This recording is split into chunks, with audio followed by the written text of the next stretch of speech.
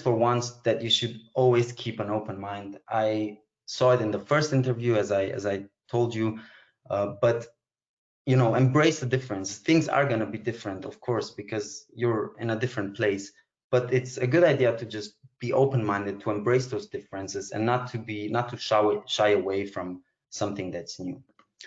Also, trust is really essential in Denmark. So the Danish society is really built on trust. When you look at the fact that the government is doing a tax return, and then you can modify it, and you only send in documentation on request, you know, that's in Germany, when I lived there, that was unheard of.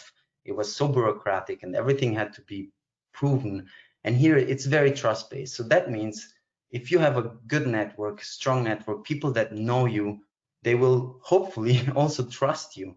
And it's really a good idea to use your network to get to the job you want to get. So not to get the job because you know someone, but because you have the skills and someone just happens to be able to get you that job interview that otherwise, you know, it's harder to get if you just send in a CV.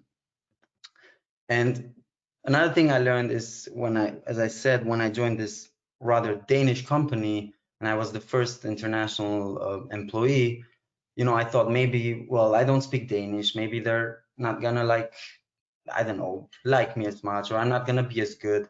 And it's important to think about what you might see as a weakness, the fact that you're international, as your strength.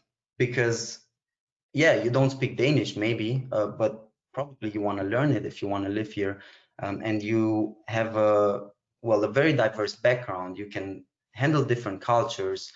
You add some diversity to the company, and they can learn something from you as well. So you know, don't see this as a weakness, the fact that you're an international. I always see it as a strength when I go to a job interview or when I talk to people in other companies. And lastly, I emphasized this during my talk, but personality really matters a lot. So they will focus on your skills, but they will also focus on your personality because it matters just as much.